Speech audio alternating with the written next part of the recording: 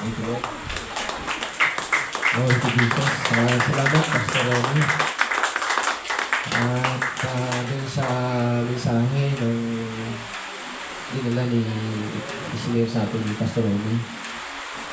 Pag tayo po'y nanampalataya sa Panginoon, pag sinabing we put our trust in the Lord Jesus Christ, it means yung buhay mo ay yung buong buhay mo, mga kapatid, ang ibinibigay natin sa ating Panginoong Jesucristo. Hindi po yun, katulad sabi ng Pastor Romy na hindi po 50%, hindi po 60%, ang binibigay mo sa Panginoon is yung full life mo, buong buhay mo. Kaya nga, huwag natin kalilimutan yung mga kapatid. Kapag nagtiwala ka sa Panginoon, ang ibig sabihin yan, binibigay mo yung buong buhay mo sa ating Panginoon Jesucristo. Kaya nga kung ang buhay natin ay nasa Panginoon, mga kapatid, ibig sabihin, hindi tayo makaaasa na sa sarili natin. Hindi na tayo nagtitiwala sa sarili nating galing. Hindi na tayo nagtitiwala sa sarili nating kakayanan. Nagtitiwala na tayo doon sa nagmamay-ari ng buhay natin. Na kung kanino natin siya binigay, sa Diyos natin siya binigay, siya na ang nagmamay-ari, siya ang may hawak ng buhay natin. Kaya yun yung tiwala mo sa Kanya, sumusunod ka sa Kanya, pinakikinggan mo kung ano sinasabi ng Panginoon, at yun ang inaalam po natin ngayon. Ano po? You know, yung istorya niyon, mga kapatid, alam niyo po ba na mas higit tayo kaysa kay Shadrach, Meshach at Abednego? Kung titingnan po natin ngayon. Sapagkat nung panahon nila, mga kapatid, hindi pa po namamatay ang ating Panginoon sa Kristo. Ano niyo po? Kung sila'y nagtiwala sa Diyos, hindi pa namamatay ang Panginoon sa Kristo, meron silang kasiguruhan ng pagliligtas ng Panginoon. How much more sa panahon natin ngayon, na bayad na po tayo sa lahat ng ating pong mga kasalanan. We have now peace with God. Hindi na katulad doon na para bang bago ka lumapit sa Panginoon, lumalapit ka sa Panginoon, you must be conscious of your sin first. Kailangan maging conscious ka muna. Dapat alam mo kung may kasalanan ka, kasi kung may kasalanan ka, lumapit sa Panginoon, yung kasalanan mo, yun ang magpapahamak sa'yo. Amen? Unlike today, mga kapatid, na yung kasalanan ay hinawi na lahat ng Panginoon yan. Dahil sa kamatayan ng ating Panginoon sa Kristo. Yun yung pag-ibig ng Diyos. Kaya nga sabi sa Romans palagi, how much more who receive the abundant grace and the gift of righteousness, you will reign in life. Amen? Kaya yung kinatatakutan ngayon na sinasamba sa panahon natin ngayon, larawan yun. Larawan po yun sa panahon natin ngayon, yung sanlibutan. Na ang sanlibutan, ang nais ng sanlibutan ngayon, ang lahat ng tao sumamba doon sa Diyos-Diyosan. Hindi yung libultong Diyos-Diyosan. Yung Diyos-Diyosan ngayon, mga kapatid, na lahat ng tao, yun ang pinahalagahan, yun ang inuuna, yun ang sinasamba, yun ang sinusunod. Amen po? Bakit? Takot sila na pag hindi sila sumunod, mahihirapan sila, mawawalan sila, pagtatawanan sila, mag-persecute sila. Pero sina Shadrach, Meshach at Abednego, hindi nila kinakatakutan kung ano man yung consequence nun. At doon sa oras ng consequence na hinarap nila, naranasan nila, hindi sila iniwan ng Diyos na pinaglilingkuran nila. Kaya sabi nila, kahit hindi kami iligtas, hindi pa rin kami sasambayan. Amen?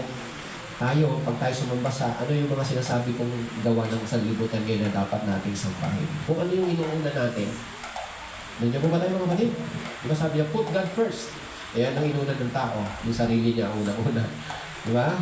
O anong inuna niya? Trabaho. O anong inuna niya? Yung business. Naman po, yun ang mga Diyos-Diyosan. Anong inuna? Yung pera. Hindi mo inuna ang Diyos. Nalala po ba? Kasi pag hindi mo inuna yun, mawawalan ka, magugutom ka. Pero hindi mo alam mga kapatid, sa Diyos may pag-asa, may kasiguruhan ka. Palapakan po natin ating Panginoon. Thank you, Lord. Salamat sa mensahe, mga kapatid. So, pag-aaralan nyo yan, pag-usapan, Palahayain niyo yan mga kapatid. Marami pa pong mangyayari. Marami pong gustong sabihin ng Panginoon sa atin. Amen po? Everybody say amen? Amen. Masaya po ba tayo mga kapatid? Amen. Kahit may bagyo? Amen. Amen. Bakit? Sino ba? Para sinabi ng Panginoon, bakit ka natatakot magsalita? Sino ba ang may gawa ng dila? Bakit ka natatakot? Sino ba ang may gawa ng... Sino ba may control? Sino ba ang may kapangyarihan dyan? Di ba ang Diyos? Amen? O, palakpakan po natin ating Panginoon. Ano bang sitwasyon mga kapatid? Kahit anumang hirap, katulad yan, kahit sabihin mo, mahirap to, masusunog ako dito, kahit anong hirap, ang Diyos, hindi siya sisira sa pangako. Kaya panghawakan lagi natin ang mga pangako ng ating Panginoon. Amen po? So tayo po'y dumako na. I just want to pray for a short prayer. Samahan niyo po. Lord, salamat po sa pagkakataong ito. Muli, Panginoon, we acknowledge your presence right now, Lord. We acknowledge that we are in your presence right now, Panginoon. Kaya, Lord, sa oras nito, ikaw po magpahayag, magturo sa amin. Patuloy mo po ang oras nito, Panginoon. We give it to you for the glory of God. Ikaw po magpahayag sa amin. Abutin mo po ang bawat sa Panginoon. Gamitin mo lamang po ang iyong likod at ang iyong pangalan lamang may taas sa oras nito, Panginoon. So, ito ang tagumpay ng gawain ito sa pangalan ni Jesus. And everybody say, Amen. Thank you, Lord. Thank you, Jesus. Praise God. Ito yung isang magandang mensahe sa atin ngayon mga kapatid na ibibigay sa atin ng Panginoon. At ito may kinalaman sa pang-araw-araw na buhay po natin. Tayo po araw-araw, dahil sa tayo ay, alam natin na tayo po ay, we are no longer under law, we are now under grace. Amen? Amen po? And we are saved by grace through faith. Amen po? Amen? We are justified by faith. We are not saved by our works, by our own effort. We are saved by grace through faith. We are sure to that. Amen? And we are justified by faith. Amen?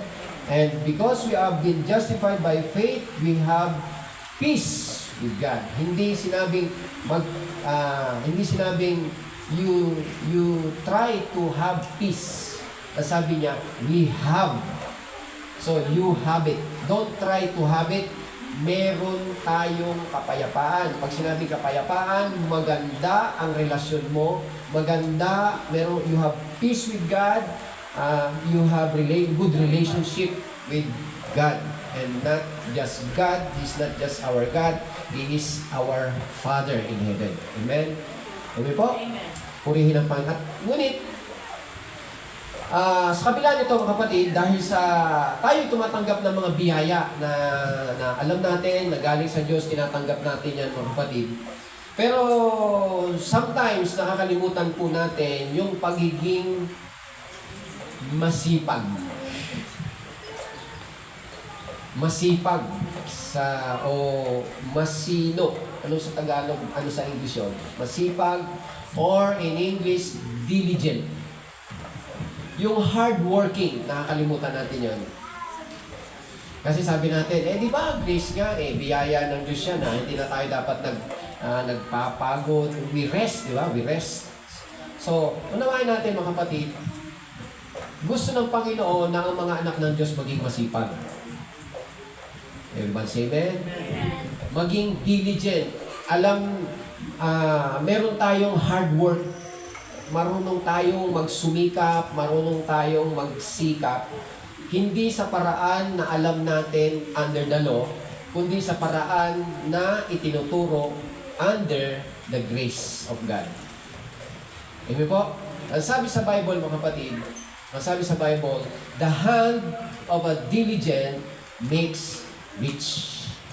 The hand of a diligent, but the hand of the diligent makes rich. Si Joseph, mga kapatid, kilala niyo po si Joseph, was a diligent man. Masipag po siya. Amen po? At ang anak ng Diyos, gusto ng Diyos na ang anak ng Diyos ay maging masipag. Amen? Kaya nga sa Bible, si Paul ang nagtuturo, meron diyang employee and employer. Sa ibang version, employee and employer. Pero Pro. Naging ano na ako ngayon, ha? Nag-i-improve, mga kapatid. Pero, ang gamit na dyan, mga kapatid, sa version dito is yung master and a servant, di ba? Yung relationship ng master and a servant. Pero sa ibang version, ginamit po yung employer and employee. Ang sabi ng Panginoon dyan, ng Bible, sabi niya, maglingkod kayo sa kanila ng yung mga servant, maglingkod kayo sa inyong mga master na parang sa Diyos kayo din naglilingkod. Amen po? Amen? Yan. And whatever you do, sabi niya, do it heartily as to the Lord and not to men. Not men pleaser. Hindi ka nagtatrabaho para i-please mo lang yung tao. Nagtatrabaho ka para mapaglingkuran mo ang Diyos na parang sa Diyos ka rin naglilingkod. Why? Sabi dito, knowing that from the Lord, you will receive the reward. Makinig tayo kapatid, maraming nagtatrabaho, hindi nila alam, ang sabi ng Panginoon, kaya tayo nagiging masipag kapag alam natin na ang nagbibigay sa atin ng reward, hindi yung boss mo. Nakuha niyo po? Ang nagbibigay sa iyo ng reward, not your boss. Knowing from the Lord, you will receive the reward. Everybody say amen. Makinig tayo, bakit hindi sa boss? Kasi ang boss mo, hindi niya nakikita kung maganda ang performance mong hindi. Hindi lahat ng oras nakikita ka. Minsan yung boss mo, ang nabibigyan niya ng pansin, yung hindi naman gumagawa, samantalang ikaw yung gumagawa. Tama po ba mga kapatid? Ngayon, kung sa Diyos ka naglilingkod, alam mo, knowing, kaya sabi dito, knowing that from the Lord, you will receive the reward. Amen po? So, kaya nga, ang sabi dito, the reward of the inheritance for you serve the Lord. So, naglilingkod tayo sa Panginoon. Kaya ang mga anak ng Diyos, mga kapatid, kapag yan pumapasok sa trabaho, talagang masipag yan. Naniniwala po ba kayo dyan, mga kapatid? Amen. Yung iba hindi eh. Sabi niya ako, di ako gano'n eh. Nagtatrabaho ako ng tama lang sa sahod ko. Alam niyo mga kapatid, it is not your boss that is giving you the reward. It is the Lord. Amen. Kaya nga sabi ng Panginoon, kahit anong gawin natin, sabi niya, do it in the name of the Lord Jesus Christ. Kasi, hindi naman boss mo, kasi ang boss mo madalas magkamali yan eh. Pero kung sa Diyos ka, kahit hindi hindi ikaw nabigyan, mga kapatid, isang araw, ma-realize ng boss mo na ikaw pala ang karapat dapat. Nandiyan po ba tayo, mga kapatid? Amen. Amen! So, ulitin ko mga kapatid, ugaliin natin sa buhay natin na ano mang ginagawa natin, gawin natin sa pangalan ng Panginoon. Hindi lang sa trabaho, maging sa pagninegosyo natin, huwag natin gawin yan para sa sarili mo, para sa Panginoon. Kahit na yung maliit na bagay lang, yung magbubugas ka ng pinggan sa bahay, yung maglilibis ka, magwawalis ka dyan, mga kapatid, huwag mong gawin yan para sa nanay mo. Nandiyan po ba tayo?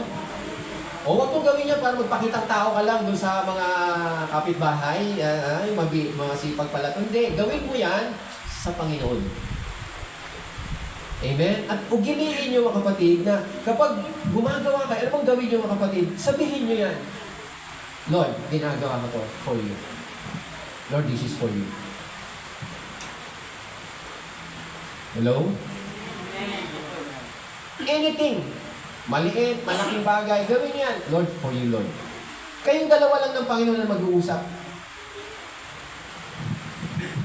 Kayong dalawa lang ng Panginoon ang mag-uusap na sapagkat at ang sabi nga ng Panginoon, ito ang salita ng Panginoon dito, sabi niya, for you serve the Lord.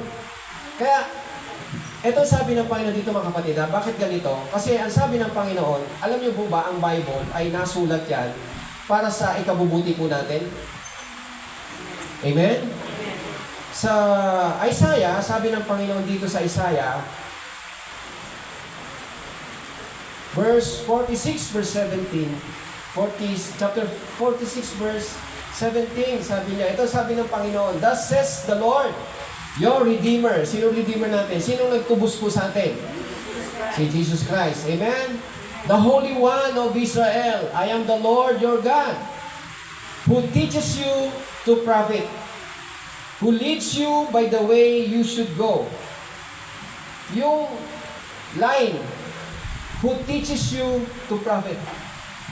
Kapag ang Diyos ang nagtuturo, mga kapatid, huwag niyong kalimutan, kapag ang Diyos ay nagtuturo, He always teaches you to profit. Amen? And the book, this Bible, was written for you to profit.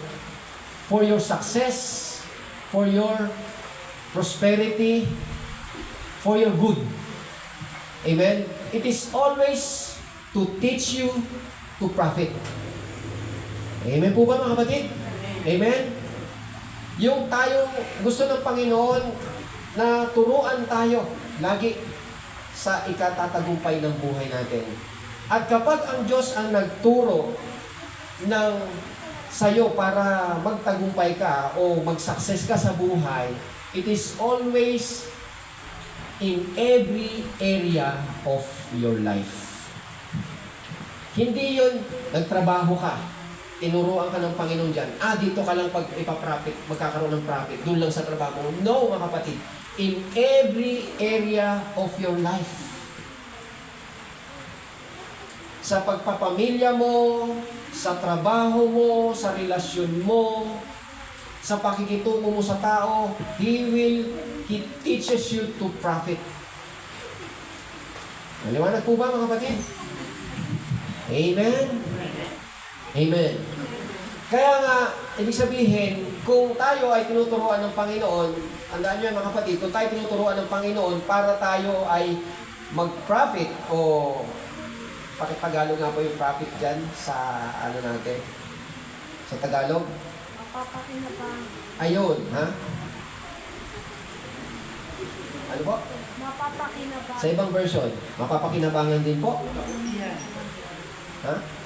Kabutihan o mapapakinabang. So, mapapakinabang. Kaya, tingnan nyo ha, pagtuturo rin ng Panginoon, yung kung paano tayo naglilingkod, paano tayo nagtatrabaho. Maliwanag po ba? Ang sabi ng Panginoon, mga kapatid, sabi ng Panginoon, ang hindi nagtatrabaho ay huwag kumain. Di ba? Di ba? Huwag pakainin yung hindi nagtatrabaho. Kaya nga, di ba? Huwag pakainin. Tingnan nyo ha, sa Bible po yan, mga kapatid. Bawal ang tamad. Di ba? Yung para bang palipas oras, bawal po. Hindi ko sinabi bawal, pero sabi niya, huwag pakainin. Sa ibang version, mga kapatid, sa ibang version, kaya ito salita ito ng Diyos, mga kapatid, hindi lang po sa matanda. Kaya yung iba, yung bata, mga kapatid, pag tumanda, bata siya, tatamad-tamad, mga kapatid. Pag tanda niya, tamad pa rin yan. Tatandang tamad. Patambay-tambay, walang ginagawa. Kasi lumaki siyang, bata pa siya, hindi naturuan ng tama. Sabi ng Panginoon, God teaches you to profit para maging pakinabang ka, para, ano yun? Sa Tagalog? Profit. Papakinabangan. Alam niyo po ba mga kapatid, yung sa 1 Timothy, ang kahalintulad na hindi nagtatrabaho, mga kapatid, na ang kahalintulad niyan ay katulad yan, sabi niya, ng isang hindi mananampalataya. But if anyone does not provide for his own, yung hindi nagtatrabaho, di ba? Kumbaga siya yung laging, parang pensyonado. Siya yung laging binubusog ng, sino nagbubusog sa kanya mga kapatid. And especially for those of his household. No, tingnan mo, yung mga nagpapamilya, di ba? May pamilya siya, pero nagtatrabaho yung babae, yung lalaki hindi. Tama ba mga kapatid? Sabi na pa, magtrabaho ka. Sabi dito, yung tao, if anyone does not provide for his own, ibig sabihin sa kanyang pamilya, he has denied the faith. O, tingnan nyo dito, bakit sinabi he has denied the faith? And is worse than unbeliever. Mas malala pa yan sa mga taong hindi mananampalataya. So meaning to say, once you have faith in the Lord, number one dyan mga kapatid, yung ikaw ay natututo na maging masipag. Nandiyan po ba tayo? Hindi yung mga palibre.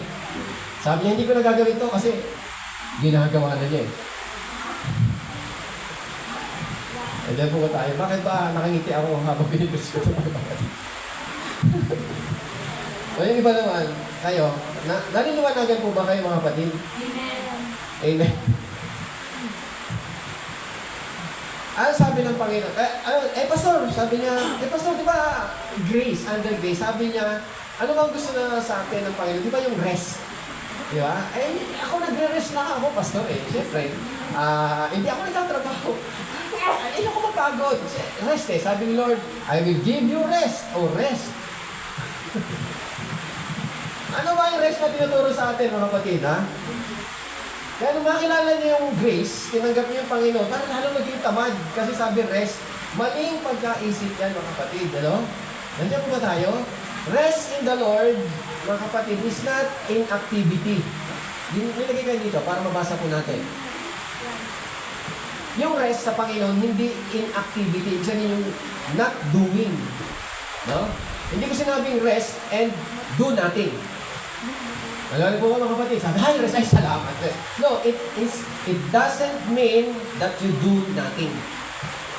Rest na sinasabi ng Panginoon is directed activity o spirit-led activity. Dinilid ka ng Panginoong Heso Kristo. Nandiyan po ba tayo mga kapatid? Amen? Spirit or directed activity. Maliwanag po ba? Sometimes, pag higa mo ng gano'n, gusto mo magpahinga, ang nararamdaman mo, imbis na nagpapahinga ka, pero ang nararamdaman mo, hindi yung nakakapagpahinga ka eh. Lalo kang nanghihina, lalo kang napuprostrate, lalo kang, walang kang pag-asa. That's the time na gusto ng Diyos na tumayo ka, do something. Amen po ba mga kapatid? Amen?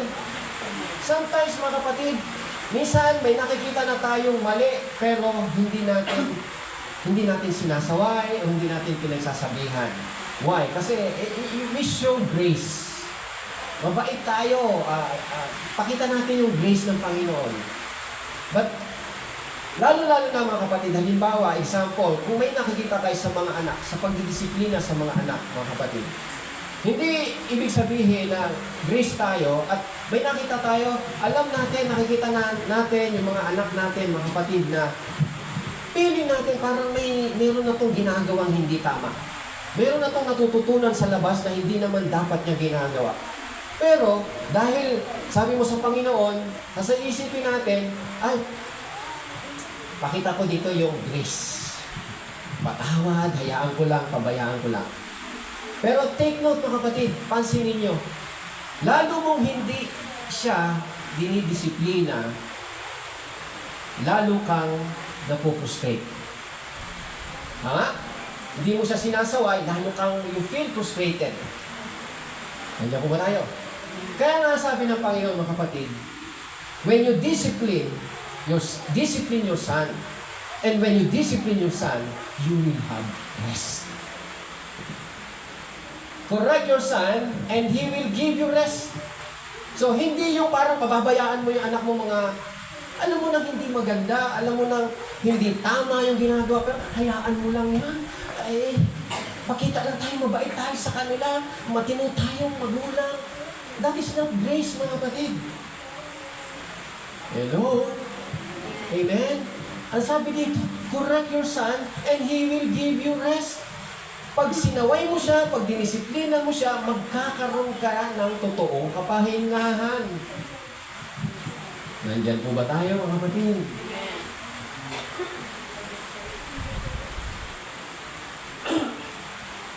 kabataan, mga anak natin, no, nakikinig sila lahat mga kapatid, alam nyo, kailangan nilang disiplina.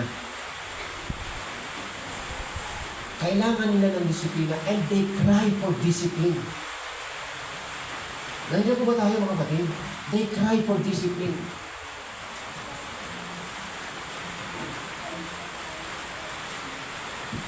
Mas gusto nilang dinidisiplina sila. At pansinin nyo, pag kayo nagdisiplina sa inyong anak, akala nyo hihiwalay sila sa inyo. Hindi. The more they will love you. They feel they are loved. Kapag hindi mo sila sinasaway, hindi mo sila kinakausap, hindi mo sila pinagsasabihan, you're not making any discipline sa anak mo, hindi mo na ipaparamdam yung totoong pagmamahal. Nandiyan po ba tayo mga kapatid? Amen? Ako, experience ko to mga kapatid. Minsan dito sa mga anak ko,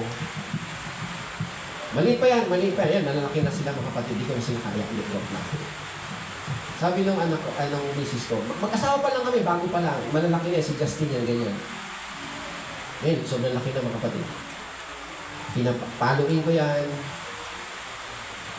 Pag pinapalo ko yan, ang nasasaktan yung biyanan ko.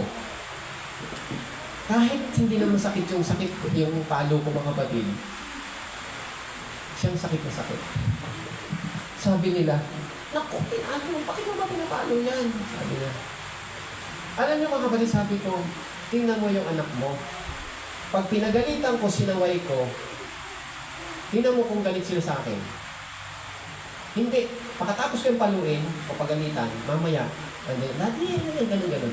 Tingnan mo sila. Hindi sila yung sasabihin mo mag-rebelde sa'yo. Nakuha niyo po mga kapatid. Lalo silang magmamahal sa'yo. Lalo silang nagiging malapit sa'yo. Makinig tayo mga kapatid. Ang pagdidisiplina, mag-ingat po tayo. Hindi ko sinabing torturein nyo yung anak nyo. Hello? Hello? Basta sabi ni Pastor, disiplinahin daw. Dapa ka, pukpukin mo sa ulo o kung saan yung tamahan sa mga kapatid. No, ako karanasan ko yan mga kapatid. Torture. Hindi po tinuturo ng Panginoon mag-torture ka sa anak mo. Turuan mo sila ng tama. Amen? Nandiyan po ba tayo mga kapatid? Pastor, preaching ba yan? Yes. Ito ay may kinalaman. Kaya sabi ng Panginoon, when God teaches you, He teaches you to profit. Whenever God is teaching, He always teaches for you to profit. Amen? And the more you discipline your children, the more they will give you rest. Pag hindi mo sila dinisiplina, mawawala ka ng tiwala sa kanila. Nasaan na kaya yun? Ano kayo pinagagawa na? Pero kung ikaw nagdidisiplina, not torturing mga kapatid ha. Kung sabihin yung tinorture o binugbog yung isa, hindi ganun. Maliwanag po? Everybody say amen? Amen. Palakpakan po muna natin ating Panginoon.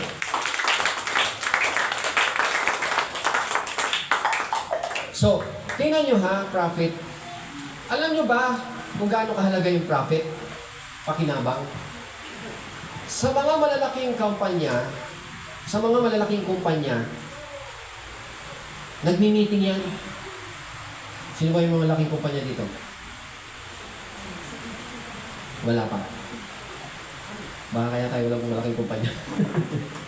Sa mga malaking kumpanya, pag nagmi-meeting yan, hindi yan nagmi-meeting para bumagsak ang kumpanya. Nandiyan ko ba tayo mga kapatid? Nagmi-meeting sila to get more profit. Alam po? Kaya sila nag-uusap-usap. Nagmi-meeting. Pinag-uusapan paano magpa-profit ang kumpanya nila. Walang nagmi-meeting na paano natin ibabagsak ang kumpanya na to. Paano tayo malulugi. Ang pinag-uusapan, paano tayo lalago, paano tayo kikita, paano tayo magpa-profit, paano tayo makikinabang. Nandiyan po ba tayo mga kapatid? Amen. And this book, mga kapatid, was written by God, and it was written for us to profit. Walang turo ang Panginoon dito na hindi para sa ikakatino mo, ikakabuti mo, ikagaganda ng buhay mo. Wala po.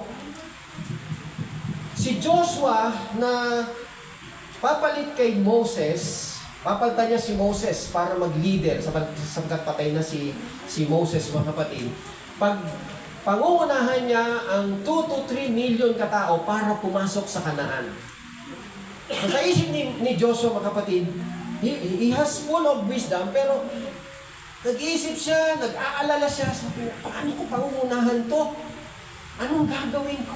Hindi naman ako ganun kagaling, hindi ko alam to, hindi ko kaya to.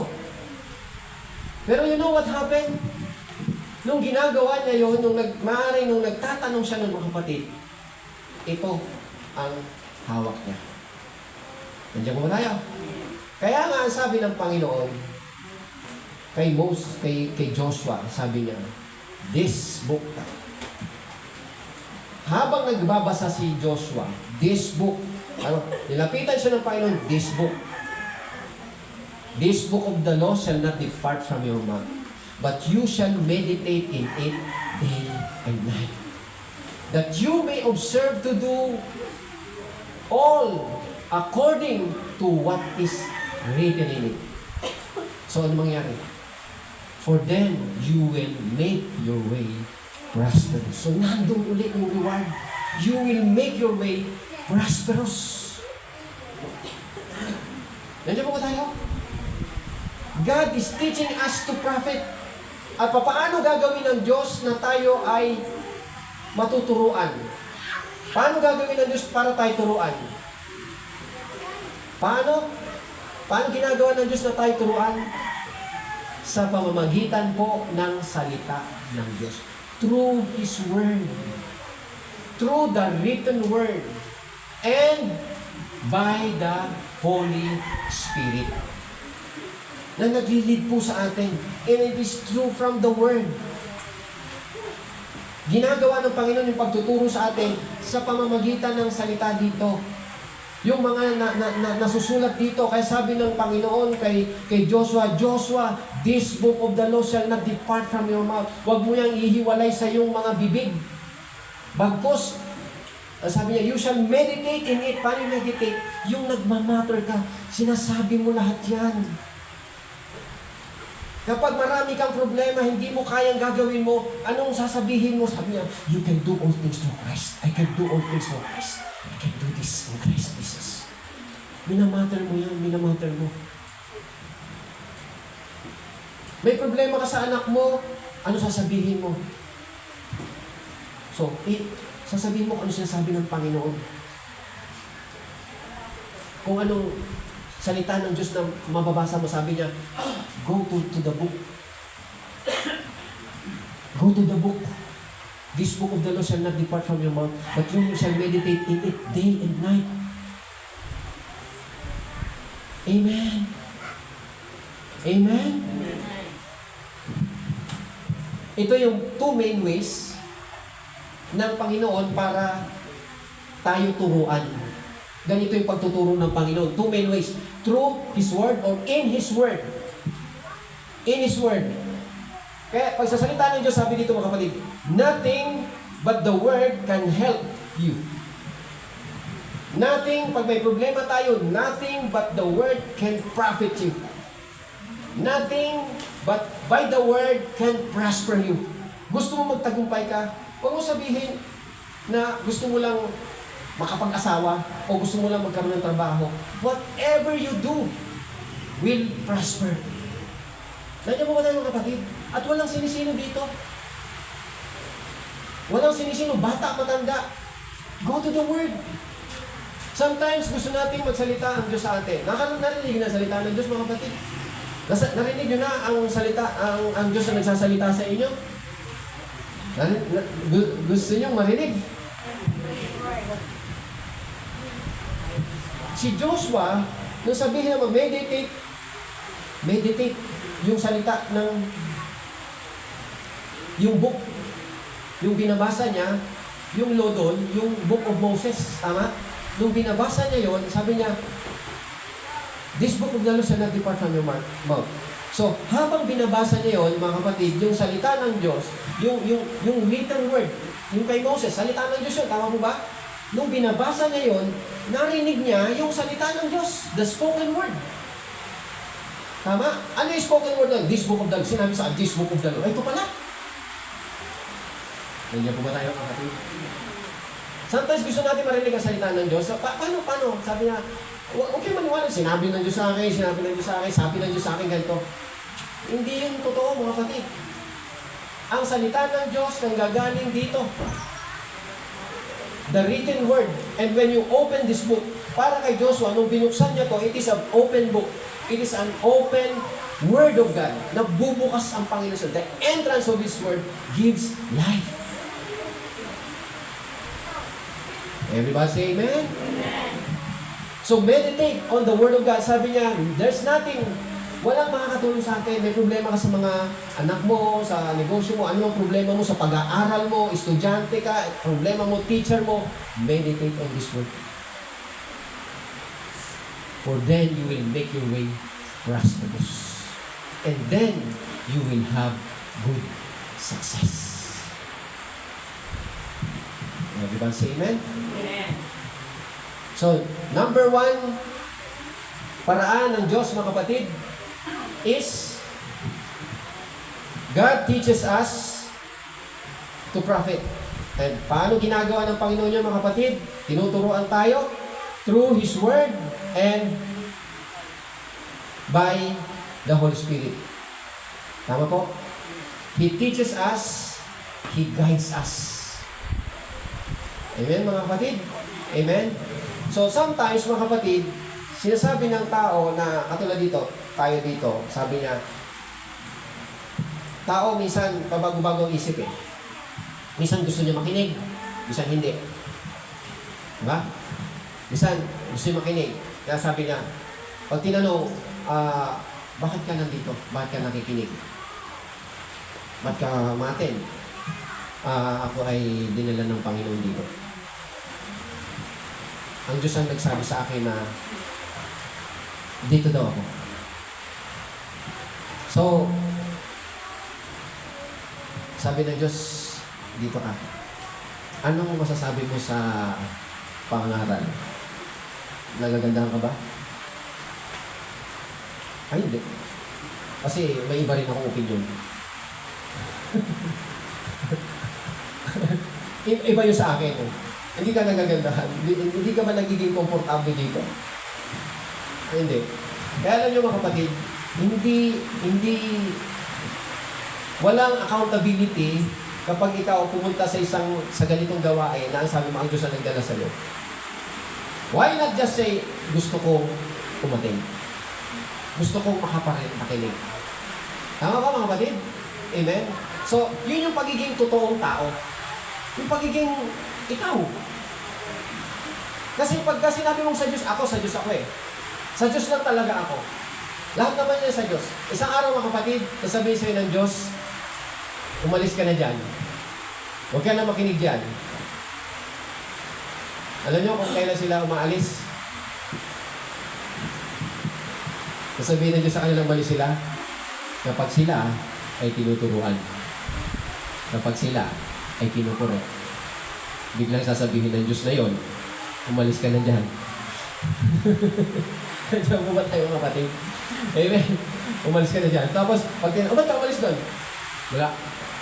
Sinabi ng Diyos sa akin, umalis na ako doon. Everybody say amen? Amen.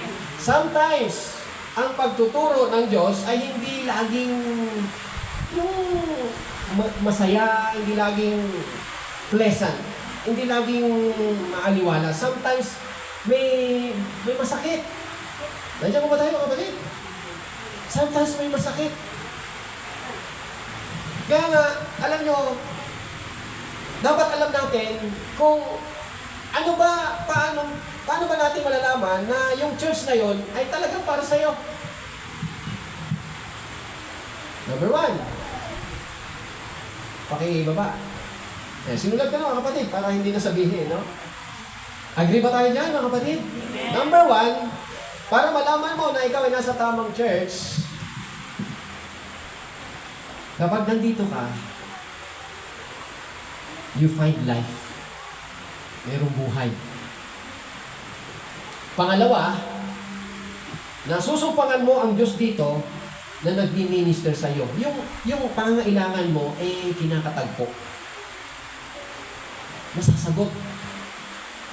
Yung mga tanong natin, nasasagot. Nandiyan po ba tayo?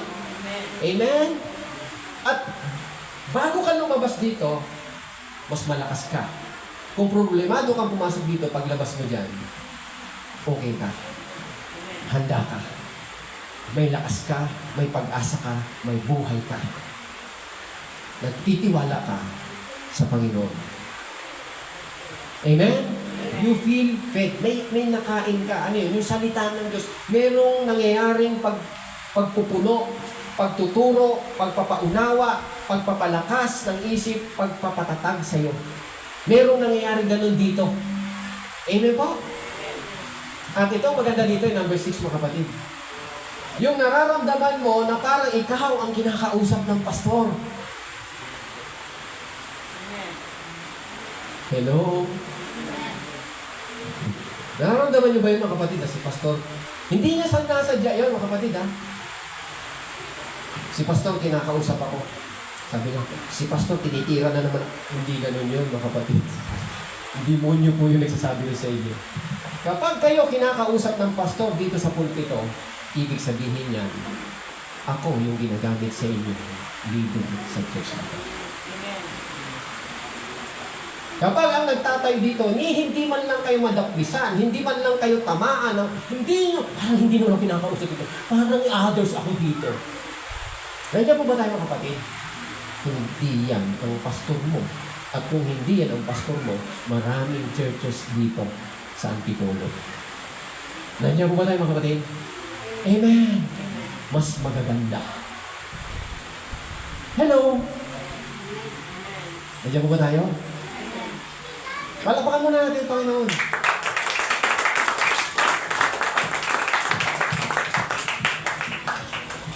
Hallelujah. Everybody say amen. Amen.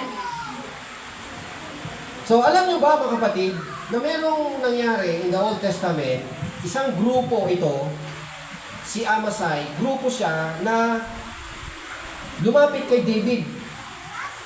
Si David ay nasa ilang panon, hindi pa po siya hari. Siya ay nagtatago sa kuweba. At alam niyo po kung ano sabi ni David nung lumapit yung grupo na to? Ang sabi niya doon sa kanila, para kanino kayo? Para kanino kayo? Sa akin ba? O sa kaaway?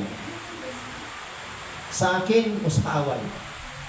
Hindi sinabi ni David na, sa Diyos ba kayo? Kaya ba kayo pumunta dito para sa Diyos o sa kaaway? Hindi. Ang sabi ni David, sa akin o sa kaaway. Alam niyo po kung ano sinagot nila? Basahin natin. Ito yung sagot.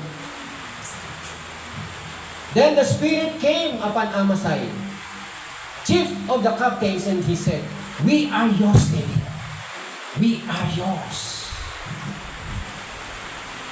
Peace and peace to you and peace to you, to your helpers, for your God helps you.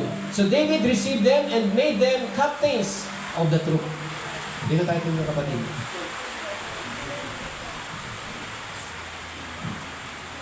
Sabi ni David, hindi niya sinabing, kayo ba'y para sa Diyos?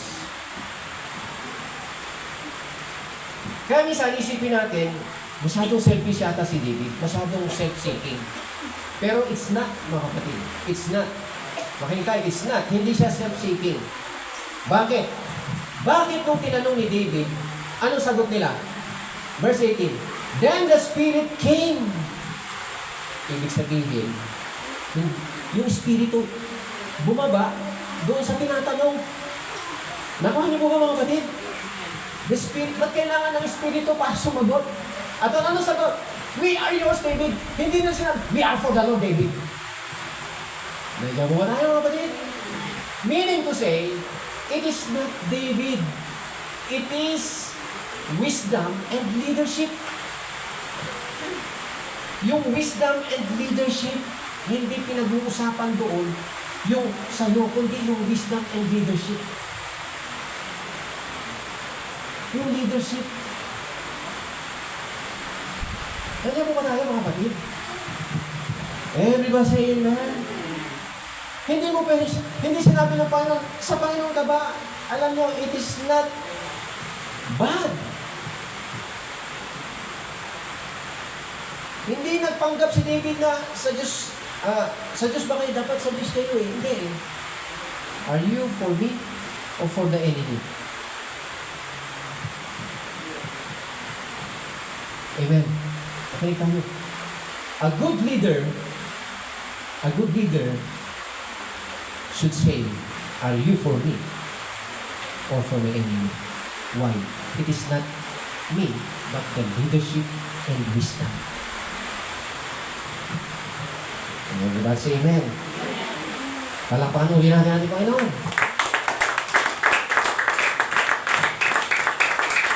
Take note, ang Espiritu ay bumaba.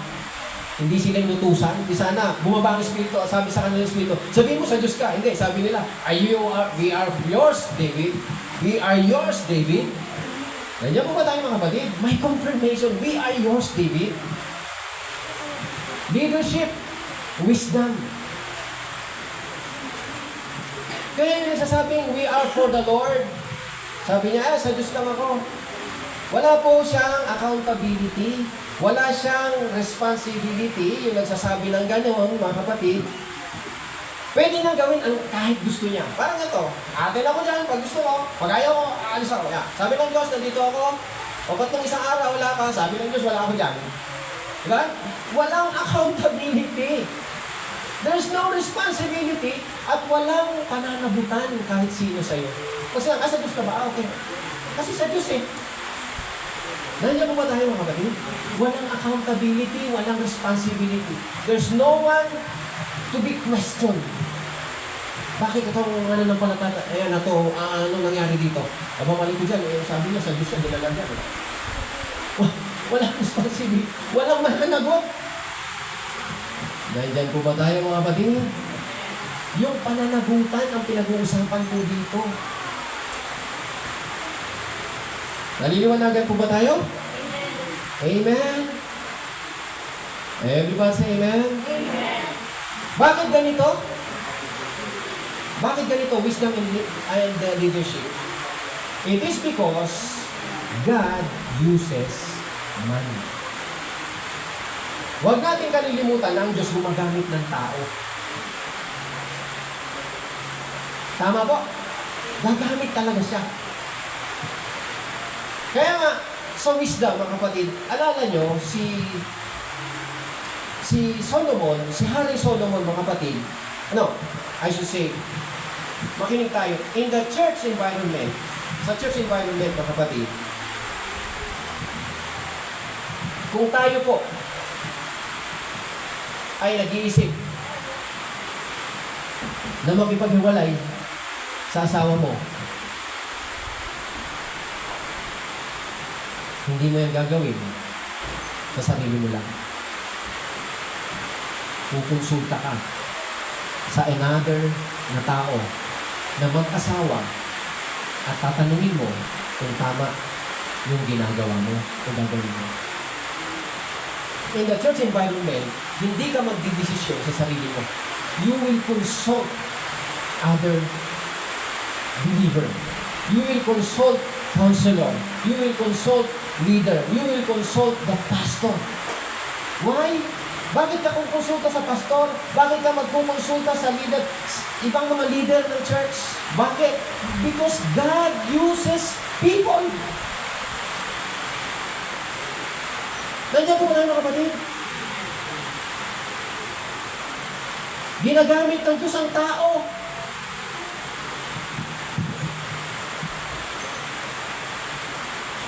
Amen? Amen? Kaya nga, minsan, gusto natin, magsalita ang Diyos sa atin. Directly. Diba? Pero alam niyo mga kapatid, minsan di natin naririnig ang salita ng Diyos. Bakit? Sapagkat gusto ng Diyos, i-humble tayo.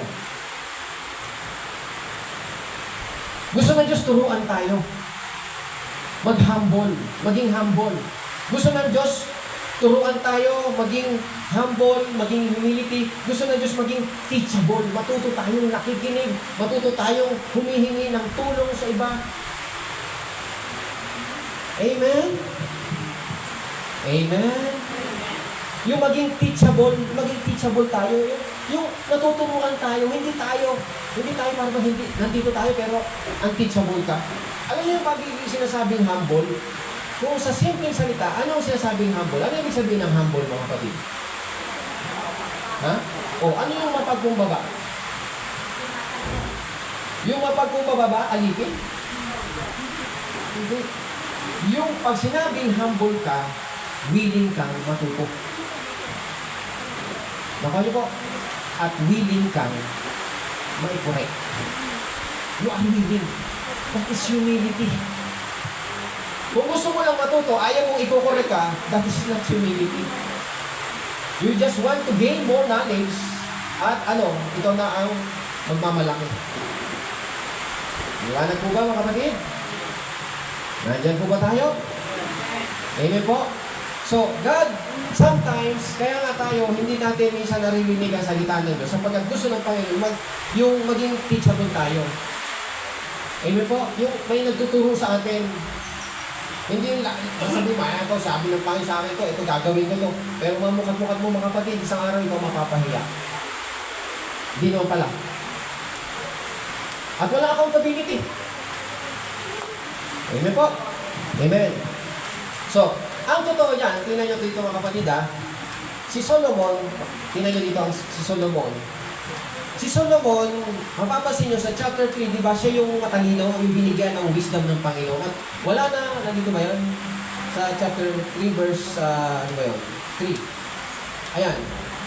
Ang sabi ng Panginoon kay Solomon, nung humingi siya ng wisdom, sabi niya, and ito sabi ng Lord, I have given you wise and understanding heart, so that there has not been anyone like you before you, nor shall any like you arise after you. Walang nang ibang magiging matalino pa kaysa sa'yo, marunong kaysa sa'yo.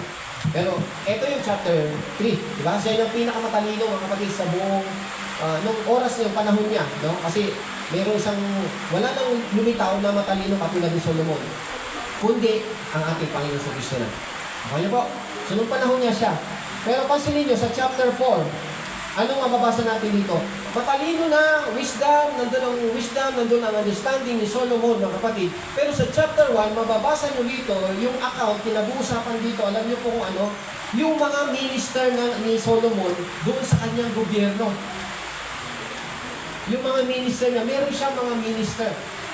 At ang mga minister niya, ito sabi niya, so King Solomon was king over all Israel, and this, tingnan nyo chapter 4. Ang sinundan nito yung chapter 3, wherein binigyan ng godly wisdom. Perfect wisdom. Sabihin natin, pinakamatalino na si Haring Solomon. Pero sa chapter 4, makikita natin dito, ito yung mga minister niya. Ito yung mga nakapaligid kay Solomon. Sino po sila? Sino sila? Verse 2. And these were his officials, Azariah, the son of Zadok. The priest, number 1 is the priest. Elihorep and Ahijah, the sons of Sisha, scribes. So meron siyang scribes. Jehoshaphat, the son of Ahilud, the recorder.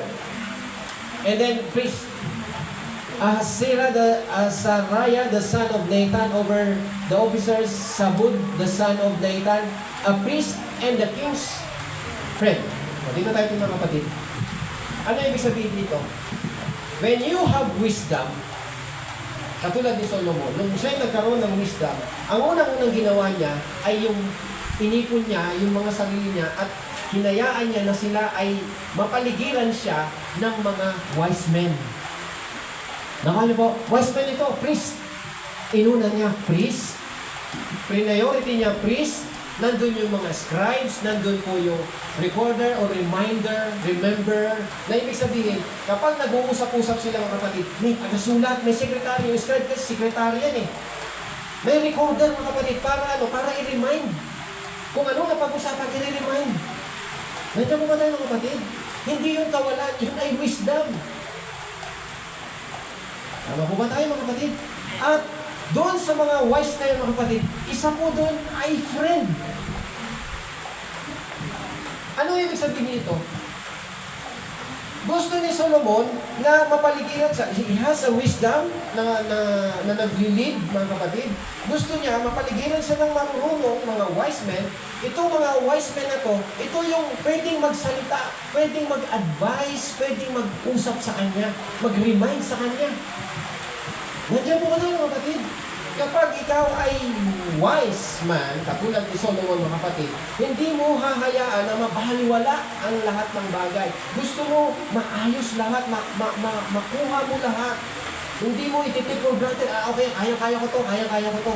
Ako lang dito, okay ako dito, matalino ako okay ako dito. Hindi, pinaligiran niya yung sarili niya ng mga wise men, scribes, recorder, number one yung priest. Ano yung priest? Yung priest, mga kapatid, yun ang inuuna niya, yung mga spiritual first.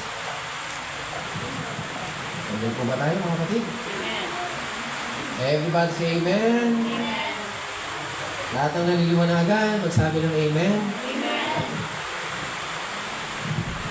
Katunayan, si Solomon ang nagsabi, walk with the wise and you will be wise. Proverbs chapter Proverbs.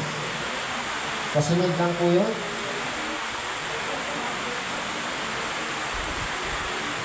So Proverbs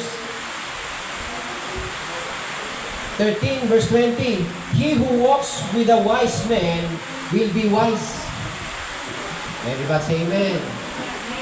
Everybody say amen. He who walks with the fools will be fools. But he who walks with the wise. Kasi Solomon, wise siya. He want to be with the wise. Sino yung wise? Mga scribes, mga tinalagan ng Panginoon. Tama po ba, mga kapatid? Katulad ng mga priest. Ibig sabihin, sa panahon natin ngayon, makinig tayo, mga kapatid. Sa panahon natin ngayon, si Solomon ay katulad sa isang negosyanteng mayaman o CEO. Tama po? Amen? Na pinatatakbo niya yung kanyang gobyerno, yung kanyang negosyo successful sa tulong ng mga number one is yung priest. Kasi yun, siya yung binibigay niya ng priority, yung spiritual. Nandiyan po ba tayo? Amen? Hindi nyo ba alam na itong wisdom na ito, mga kapatid, ginagamit din sa panahon natin ngayon? Kita nyo, yung presidente natin, sino ang advisor niya? Di ba may mga advisor sila? Iba yung advisor ng mga sabihin mo, abogado. Pero meron silang advisor, spiritual advisor. Na yun ang magsasabi. Amen? Everybody say amen.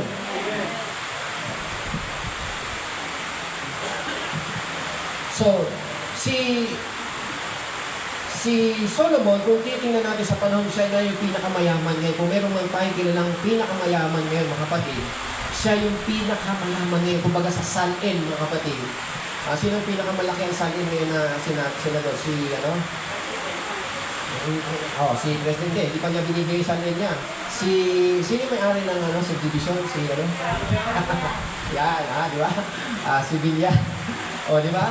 Pero si Solomon, mas higit pa dyan, mas mayaman pa. Sino? Yung gumagawa ng mga spaceship, matalino, na mayaman din. Si Elon. Yan, si Elon Musk. Yan. Kaya niya gumawa ng mga, siya yung nag-i-invent niya. No? Sinusponsor niya yan, mayaman po yan. Mas mayaman pa po si Solomon dyan. Pero, ang maganda dito, mga kapatid, kay Solomon, kahit na ganun siya kayaman, tingnan nyo, kahit na ganun po siya kayaman, naging successful po ay ang business niya, meron siyang spiritual advisor na priest. Amen? Na itong priest na to, kaibigan niya, yung priest na ito, talagang leader, at ito ay kinukonsulta niya. Nandiyan po ba tayo? Amen? Kinukonsulta niya. Kaya purihin ang Diyos sa mga kapatid. Ako natutuwa, mga kapatid. Kasi dito sa church na to, hindi ko sinusolo to. Nandiyan po ba tayo, kapatid? Kayo gusto nyo suluhin ko. Pero ako ayaw ko. Di ba? Amen. Basta nagpapahala ka na dyan. Meron tayong leader. Mga wise men, sino yun? Mga itinalaga ng Panginoon dyan, mga associate pastor, nandiyan yung board. Bakit? Sila yung alam ko na magbibigay, makukunan ko ng consultation. Nandiyan po ba tayo mga kapatid? Nakikinig po ba tayo mga kapatid? Oh, diba? God teaches you to profit. When God teaches, He teaches you to profit. Amen po? Amen. Amen. Amen. Yan. Kaya nga, kung tatanungin niyo ako, kukonsulta ako kahit kanino dito, hindi ako kukonsulta kahit kanino. Baka niyo po. Pero alam ng lahat, mga kapatid, na meron tayong mga board. At doon sa lahat, kaya yan, lahat, kung ano man yung iniisip ko, kung ano man yung pinaplano ko, kinukonsulta ko muna sila. Amen? Aliwanag po ba? Nasa Bible po ba tayo? Yes. Hindi lahat sumagot. Ako rin yata sumagot ng kapatid na yes. Bakit ginagawa? Why? Because he who walks with the wise will become wise. So walk with the wise. Walk with the wise. Alam niyo, sabi sa akin ni Brother Mario, dito, sabi sa akin, Pastor, ako talaga, pag ako, hindi ko alam paano yung sinabi, kasi sabi niya, ako talaga, Pastor, doon ako sa pastor. Gan. Kung sino yung pastor, doon talaga ako nagtitiwala. Buhos yung ano niya. Hindi ko naman sa tinanong, are you for me or for my enemy? Hindi ko naman sa tinanong na gano'n, mga kapatid. Sasabi siya, mga kapatid. Ako talaga. Alam niyo, mga kapatid, kasi nagpapasalamat siya sa church. Nagpapasalamat siya sa atin. Bakit? Hindi sa pagtataas ng bangko, mga kapatid. Gumaling si Brother Mario sa church na to. God's Way of Life Christian Fellowship. Amen. Kung nakita niyo si Brother Mario na halos hindi na makalakad, pinagaling siya ng church, pinagaling siya ng Panginoon. At sino ang ginamit, mga kapatid, na tao? Yung inyo pong lingkod. Nakikita niyo yun, dalawa po kami ditong lingkod. Tama? Amen. Pero yung isa, hindi siya. Siya nagsasabi, hindi ako. Pakita ko, tanong niyo siya. Ipinagpipray siya. Kasi, bakit ko pinagpipray siya? Kasi, ito yung natutunan ko sa grace ng Panginoon eh. Kada linggo yan, mga kapatid, pinagpipray ko siya. Di ba, palitan kami? Pag siya naman yung isa, hindi siya pinagpipray. Sabi ko, bakit hindi niya pinagpipray? Pinagpipray ko na. O, ako na naman, pray ko ulit. Nandiyan si Pastor Sonia, di ba? Hindi ako nag-ano dito ng kapatid. Yun ang sabi niya. Kaya, sabi niya, tulungan natin si... Kaya akit siya kagad eh. Si Pastor Sonia, sabi ni Pastor Sonia, Pastor, walang dalawang isip, akit agad yung tinawag ko. Di ba, tama? Oh, utot, di ba sinasabi ko, tawagin niyo si Pastor Ray nga, hindi niya tuloy naranasan kasi hindi niya, pinasa niya kay Pastor Sonia eh. Pero kung sana, naranasan mo na, Pastor, ganyan, di ba sabi ko sa iyo, sabi mo, baka pwede siyang ano dito, ako. Walang dalawang salita po. Oh, walang dalawang salita. Bakit umakyat siya dito? Yun ang sinabi niya. Hindi ko makakalimutan yung Pastor, sabi ko, si Lord yun. Amen. It is not myself, it is wisdom and leadership. Amen. Yung leadership, a good leader must have wisdom and leadership.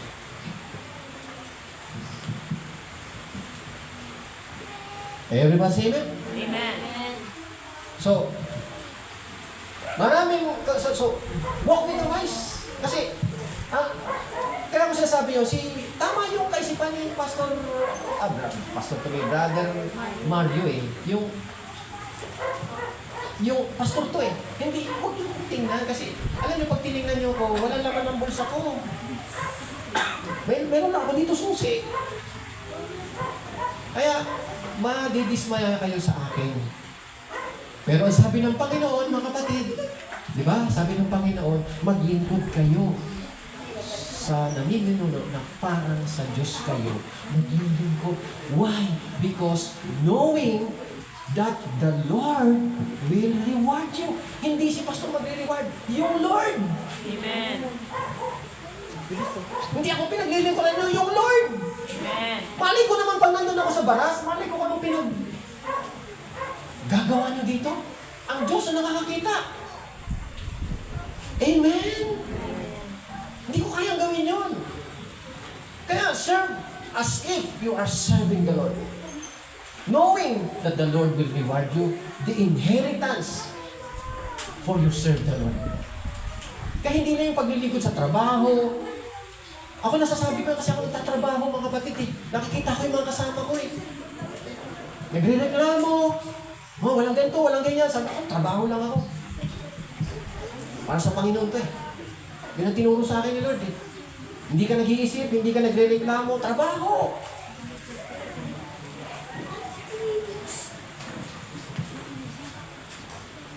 Amen.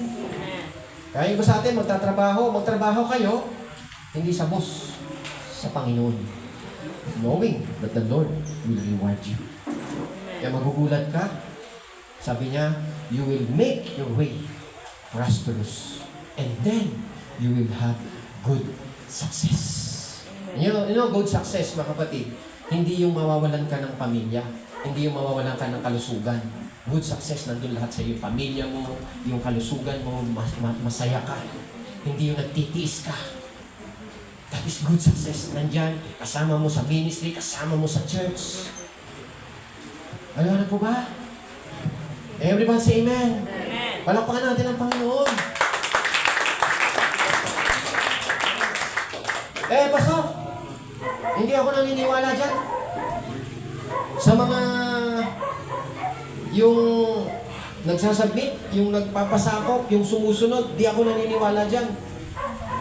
Wala yan. Kaya hindi ka naniniwala kasi hindi mo alam yung istorya ng Panginoong Jesucristo. Hindi mo naintindihan. Alam niyo kung anong istorya ng Panginoon? Amen? Alam niyo kung anong ginawa ng Panginoon? Jesus Christ at the age of 12. Alala niyo? Saan siya natagpuan? Hindi sa sabsaban. 12 na to, mga kapatid. Luke, pakihanap po. Natagpuan siya doon sa gitna ng mga rabbis, ng mga priest. No, di ba? Basahin natin. Ito yung time, mga kapatid, na nawala po ang ating Panginoon Jesucristo, di ba? Hinanap nila nung magulang niya. Hinanap nila pang hindi na makita. 3 days na wala ang Panginoon. Bata pa, 12 years old.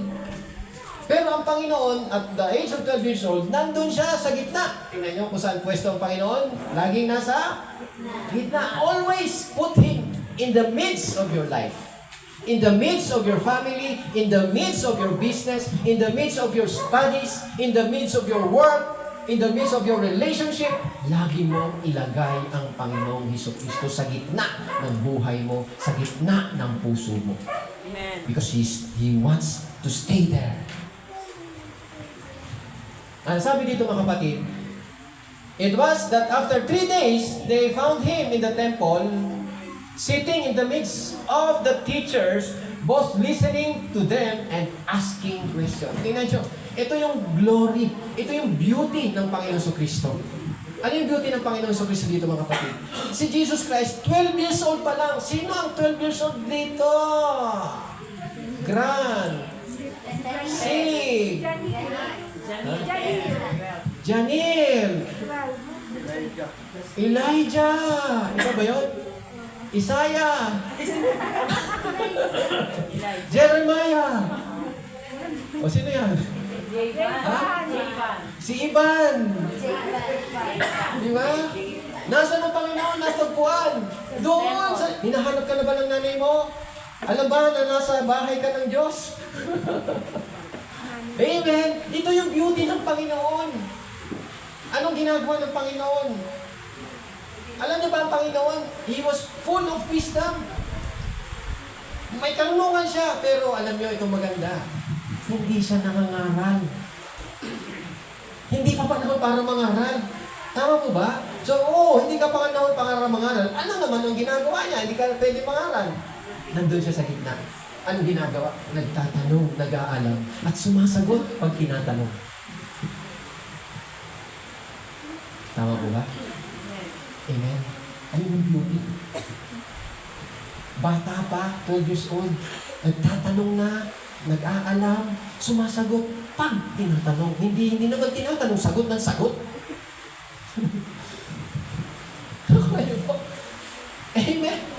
Sumasagot pag tinatanong. At sabi ko, and all who heard him were astonished at his understanding and answer. They were astonished. Natuwa. They were amazed. Bakit? Sapagkat kapag nagtatanong ang Panginoon, mga kapatid, nagtatanong siya, siyempre sasabihin ng mga priest, teka, bakit nagtatanong to? Sige, ikaw, sa tingin mo, ano ang ibig sabihin niya? And then, sumasagot siya. At doon sa sagot niya, nakikita, wow, ang galing mo ah. Nandiyan po ba tayo, mga kapatid? Amen. That's the beauty of the glory of moral excellence of our Lord Jesus Christ. Na kahit bata pa siya, no? Hindi niya kailangang makinig sa matatanda kasi anak siya ng Diyos eh. Di ba siya yung Diyos na nagkatawang tao? Tama mo mga kapatid. Pero nandun siya. At ano sabi ng mga magulang na makita? Verse. So when they saw him, they were amazed, and his mother said to him, Son, why have you done this to us? Look, your father and I have sought you anxiously. Anxiously. Nang problema kami sa iyo. Ano sagot ng Panginoon? And he said to them, why did you seek me? Did you not know that I must about my father's business? Naghanap sila ng naghanap. Bakit? Hindi ba nila alam, mga kapatid, na ang Panginoon dapat nandun sa bahay ng kanyang ama? Tama ba? Bakit hindi alam ng, dapat alam ng magulang yan eh. Hello? Amen. Naalala ko tuloy mga kapatid, nung ako nag-exam sa entrance exam sa UST nun eh. Dahil sa ako'y paladasal, punta ko agad sa simbahan, dasal ako. Hindi ako tinuruan ng magulang. Ay, hindi sabihin niya, ganyan. Basta ako lang pumunta ng time niya. Kasi nagtitiwala ako sa Panginoon. Sinabi ko lang yun, mga naalala ko lang. Bata pa kasi ako nun. Bata pa rin naman ako ngayon. Amen! Amen. Amen? Tuloy natin. Ito yung first statement ng Panginoon. When it comes to the ministry, ito yung statement ng Panginoon. Don't you know that I must be in my Father's business? Yun yung ministry. Yung pinaka-umpisa ng ministry niya. At alam niyo kung saan nagtapos yung last statement ng Panginoon. Ito yung unang-unang salita niya. Bata pa siya, nagsalita na siya. Yung pinakadulo, anong huling salita ng Panginoon? It is finished. Yung closing ng ministry, it is finished. Ano yung na-finish? Yung business ng Panginoon. Nagawa niya. Yung pinagagawa sa kanya ng Ama, natapos niya yun. Yung mamatay siya para tubusin tayo sa lahat ng ating mga sala. Natapos po niya yun. It is finished. But then, mga kapatid, kahit na ganun, ang ating Panginoong Kristo, napasakop siya. Next verse, basahin natin. Verse 14. So when they saw, kala ko lumipat na. Lumipat na ba? Mali ng lagay. Nasaan yung isang 51? Wala. Ay, wala. Ako, sorry ha. May ano. Ano sabi sa 51? Basahin natin dito. Direct tayo sa Bible, mga kapatid. Mali pala. Hindi na isulat. May kumontra, mga kapatid. Mahirap pag may kumukontra talaga eh. Nasisira yung ano. In Jesus' name. Everybody say amen. Chapter 2, verse 51. Ano sabi po dyan? Tuloy natin yung nawala dyan. Then he went down with them and came to Nazareth and was subject to them. Tingnan niyo mga kapatid. Right after that, nung sabi niya, bakit hindi mo, nung sabihin niya na, hindi ko alam, nasa Father's business ako. Pero, pagkasabi niya nun, he was subject. Sumama siya, ibig sabihin, sumunod siya sa kanyang mga magulang. Hello? Nandiyan po ba tayo mga kapatid? Makinig tayo. Right after, nung sabihin na, he was subject to his mother. He was subject to his mother. Yung verse 52, ano po sinabi dyan? Sa verse 52, and Jesus increased in wisdom and stature and in favor with God and man. Pagkasabi mga kapatid ni doon na nag-subject, sabi sa Bible, he was subject to his mother. Sabi niya, then he went down with them. He came with them and was subject to them. Ibig sabihin, sumunod na siya sa kanyang mga magulang. Amen? What happened? Next, he increased in wisdom, in stature, in favor. Hindi lang siya nag-increase in wisdom, he increased in stature. Nandiyan po ba tayo mga kapatid? And increase in favors with God and man. Ito tayo mga kapatid. Jesus Christ, as God, hindi niya kailangan mag-increase in wisdom. Tama po ba mga kapatid? Hindi niya kailangan. Diyos siya eh. But as man, he is fully man, 100% man, he must increase in wisdom. Bakit? Sapagkat bilang bata, kailangan niyang matuto, kailangan niyang matutunan yung mga bagay patungkol sa kanyang ama. Maliwanag po ba mga kapatid? Amen? Kaya nga yung increase in wisdom and stature, hindi lang po wisdom, pati stature. Minsan nawawalan tayo ng pag-asa, nawawalan tayo ng confidence, pero nagiging confident po tayo. Nagkakaroon tayo ng stature, naging confident tayo sa itsura natin. Lumiliwanag po ang mukha natin. Because of wisdom. Yung increase in wisdom. Parang sinasabi dito, the moment you submit, mga kapatid, you submit, favor is released to you. Grace is released to you. The moment you submit. Nandiyan po ba tayo? Hindi ibig sabihin na magsasubmit ka sa mas matalino sa'yo. Hello? Hindi ganun. Na magsasubmit ka lang pag, ay, matalino siya sa akin. Mas magaling siya sa akin. Hindi. Yun ang ibig sabihin. Katulad po sa babae, sa mag-asawa, sa babae at lalaki. Ano sabi ng Panginoon sa babae? O sa asawang babae? Kasi sa Tagalog, yung wife, asawang babae. Tama?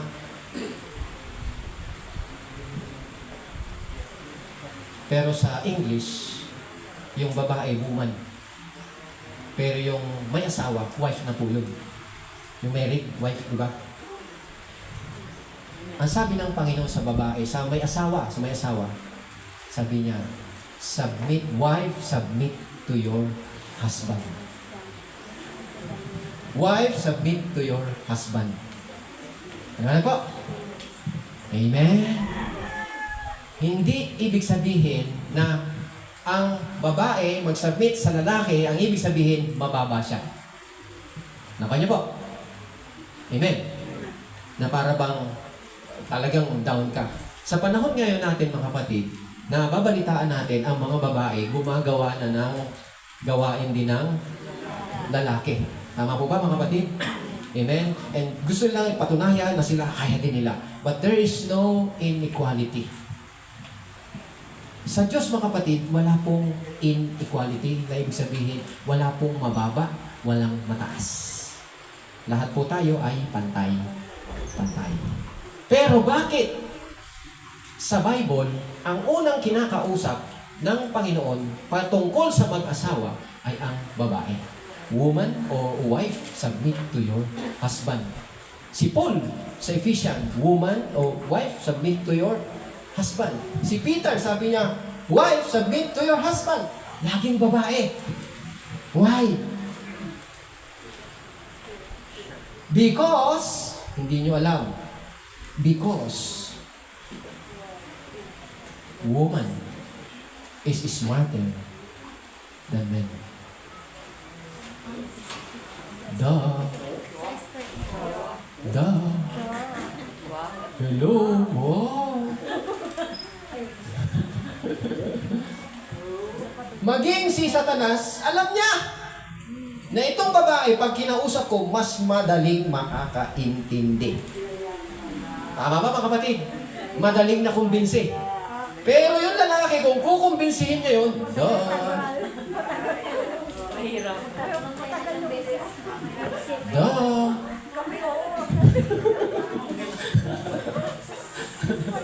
Nandiyan po ba tayo kapatid? Oo. Amen? Amen. Okay. You are smarter, pero sabi ng Panginoon, submit. Not wiser. Nakuha nyo? Submit. Mag-submit ka, kaya hindi magsasubmit dahil matalino siya. Mag-submit nga dahil siya. Yun ang function niya. Doon siya tinawag. Lahat po tayo pantay-pantay. Walang inferior. Hoy, mababa ka. Kaya nga, ngayon, ang mga babae, minsan, kaya na ng babae, pero lalaki hindi. Yung isang babae, dumayo. Sabi ko, hindi ko nga. O, tali mo ka ng babae. Tali ka, o. Walang ganun. Ha? Nandiyan po ba tayo mga kapatid? Amen. Amen. Palapakan po na natin, Panginoon. May oras pa nga. Uwi na tayo, uwi na tayo. Tama na. Sisiyaan pa naman ng babae. Okay, ayusin muna natin yung babae, ha? Ayusin muna natin yung babae. Nasaan na yung babae? Pantay-pantay mga kapatid. Hindi dahil sa mataas yung lalaki. Ang lalaki, mga kapatid, maliwanag po yan sa Bible. Ang lalaki is the head of the woman. Tama? Huwag mong sirain yun. Siya ang head of woman, at ikaw, wife, mag-submit ka sa iyong asawa. Tama? Because, yun nga, yung lalaki, head of the woman, at he is the responsible, he is the one, nasa kanya yung responsibilidad ng pamilya, the household. Tama po ba mga kapatid? Ang lalaki, siya ang may responsibility dyan. Kaya nga nung magkasala ang lalaki, all creation fell. Tama? Hindi yung babae nagkasala. Siya yung nandaya. Tama po mga kapatid? Pero, sino ang may responsibilidad sa babae? Yung lalaki. Kaya, dahil doon sa lalaki, all creation fell. At dahil sa kasalanan ng isang tao, sino nadaya? Yung babae. Pero yung lalaki, mga kapatid, si Adam ang tinatanong. The first Adam ang sinasabi. The first Adam, nung magkasala si first Adam, yung Adam, lahat ng tao nagkasala. He's the responsible. Kaya gusto sabihin ng Panginoon, magpasakop ka dyan. Nandyan po ba tayo mga kapatid? Amen. Huwag mong sisirain yan. Amen? Palakpakan po muna natin ating Panginoon. So, kilala na po yan. Tayo ay pantay-pantay. Ibig sabihin, ang ibig sabihin dito mga kapatid, ano ibig sabihin yan? Ano ibig sabihin yan? Pasakop ka. Ibig sabihin, mga kapatid, hindi po mababa siya, mataas siya, hindi po. Ibig sabihin dyan, we are all equal in the eyes of God. But there is difference in function. Magkaiba tayo ng function. Kung ang function niya lalaki, wag mong gawin yung function niya as lalaki. Tama? Find your function, find your place. Hanapin mo yung pwesto mo. Doon ka lang. And when you submit favors will come. Wisdom increases. Nandiyan po ba tayo mga kapatid? And when God teach you to profit, you profit in every area of your life. Kaya, naisip ko lang dito yung tanong, Pastor, paano ako susunod sa aking asawa? Alam niyo, pinaisip lang sa akin. Sabi ko, parang ito yung sagot. Paano ka magpapasakop sa isang tao na hindi naman siya nagpapasakop kay Kristo? Nandiyan ba tayo mga kapatid? Kasi sinabi ng Panginoon, 1 Corinthians chapter 11 verse 3, pakibasa po.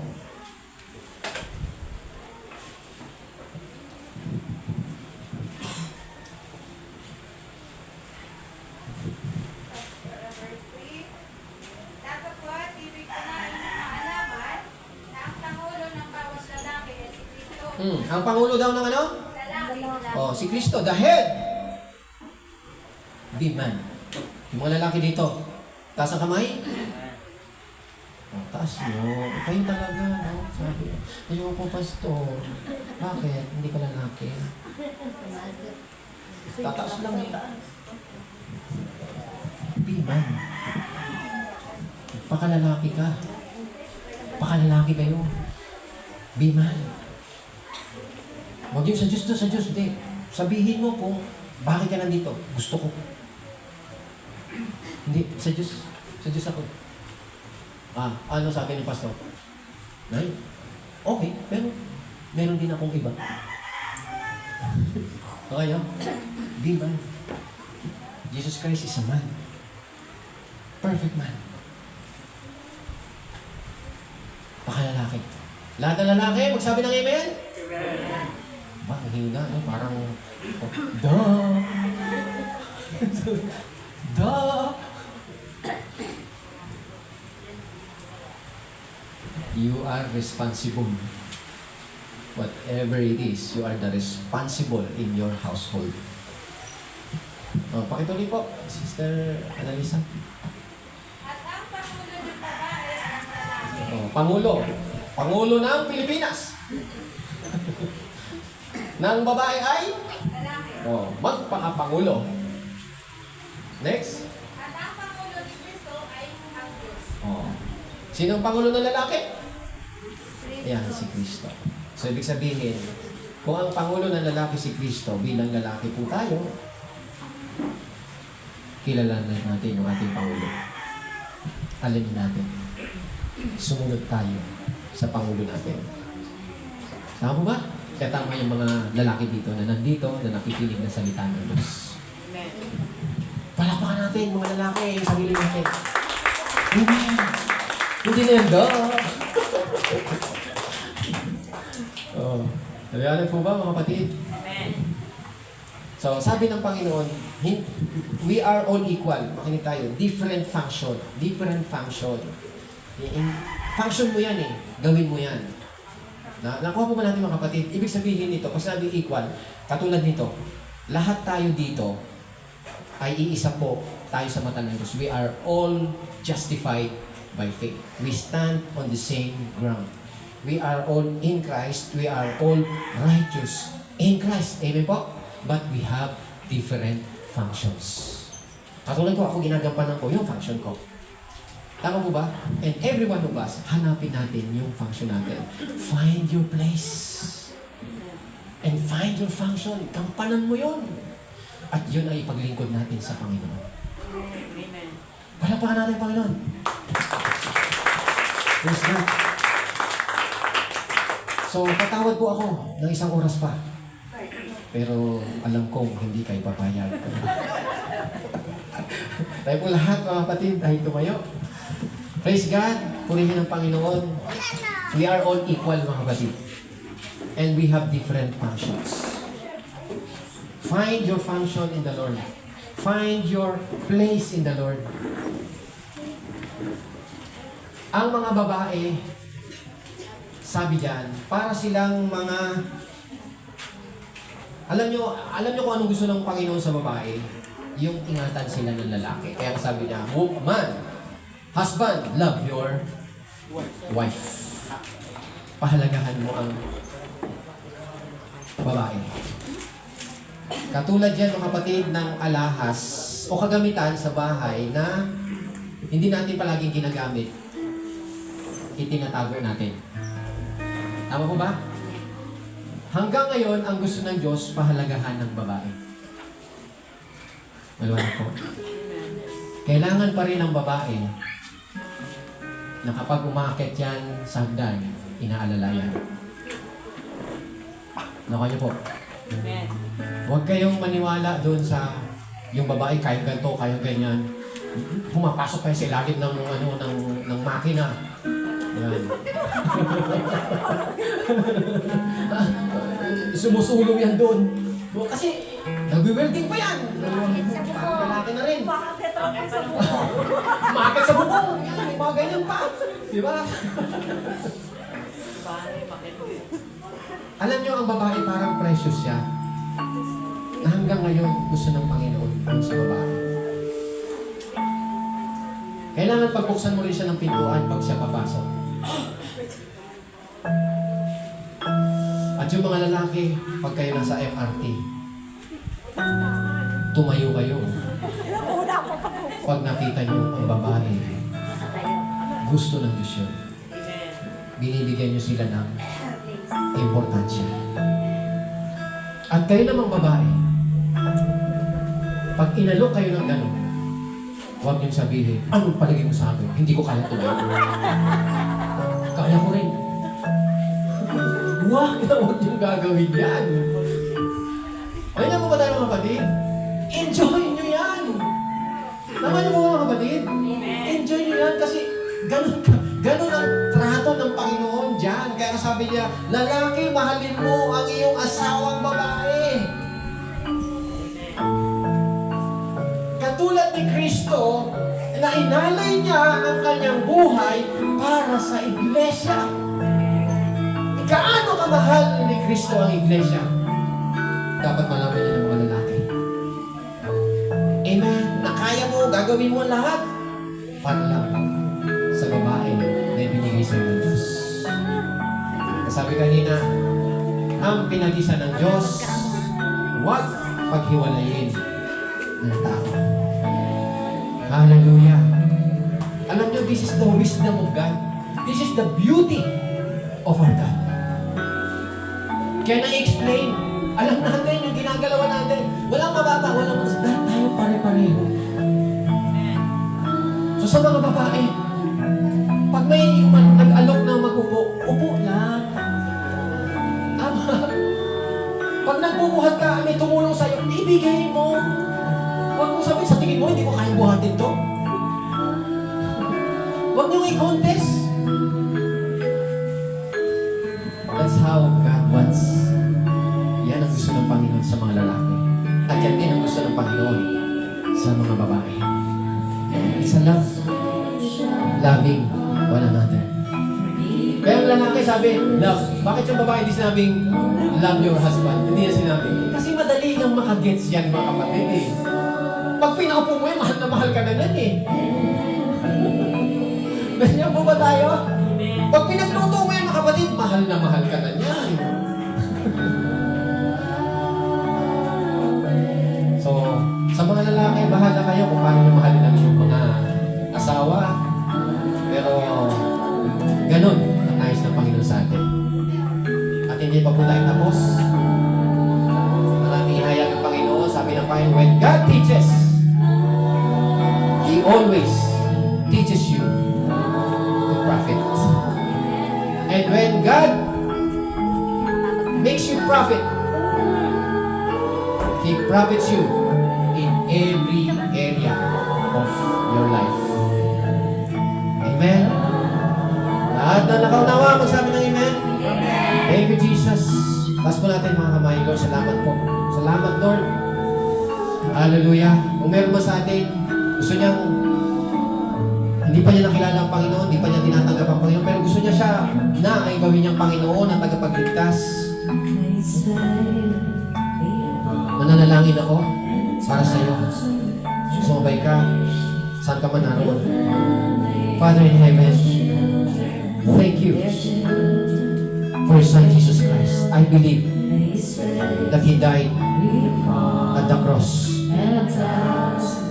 for my sins. He paid all my sins, past, present, and future. I believe, Lord, that He died, He was crucified, and You raised Him from the dead. When all my sins has been forgiven, when I am declared righteous in Christ Jesus, You raised Him from the dead. I believe, Lord, that You ascended up to heaven, seated at Your right hand, to testify that I know the righteousness of God in Christ. Today, Lord, I believe that all my sins has been forgiven, and I am now accepted as Your Son, Panginoon, as I am declared righteous in Christ Jesus. And I am now highly favored, deeply loved, greatly blessed, now and forever. And I am righteous forever in Christ Jesus. Thank You, Lord. Thank You, Jesus. In Jesus' name, I will walk before You, Lord, and You will lead me, Lord. Whatever I do, You will walk before me, Panginoon, and You will lead me. In Jesus' name, amen and amen. Thank You, Jesus. Salamat po, Panginoon. Kung pinalangin mo yan, you have now accepted Jesus, and you are now declared righteous in Christ Jesus. You are not declared righteous by your own. You are declared righteous in Christ Jesus. By faith, you are justified in Jesus' name. In Jesus' name. Thank You, Lord. At sa ating lahat, sa linggong ito, Lord, salamat po sa tinuro mo po, sa binuksan mo po sa amin, Panginoon. Salamat, Lord, sa wisdom, spirit of wisdom and revelation in the knowledge of my Lord Jesus Christ. Thank You, Jesus. Ingatan mo po ito. Tulungan mo po kami na matutong mag-submit sa iyong salita, Panginoon, sa mga lingkod na ginagamit mo rin, Panginoon. Salamat. And thank You, Lord. Help us, teach us, Lord, in all things, in every area of our life, Panginoon. Thank You, Jesus. Salamat po, Panginoon. Salamat po. Basbasan mo po, Lord, ang bawat isa. Bless everyone, Lord. Family, our family, their children, your family, your loved ones. The Lord bless every one of you. The Lord preserve you, your children, your loved one. The Lord keep you, cover you by the blood of Jesus. Keep you from all harm, from all danger, from all superstorm, from all sickness, from all disease, from all calamity. Cover you by the precious blood of Jesus. In Jesus' name. God smile on you, the Lord smile on you, embrace you, be gracious, He will be gracious to you whatever you do, wherever you go. You will find grace in the name of Jesus. And the Lord grant you peace, shalom, wholeness, well-being. Throughout this week, in Jesus' name, amen and amen. God bless you and the Lord bless you so much. Thank You, Jesus. Hallelujah.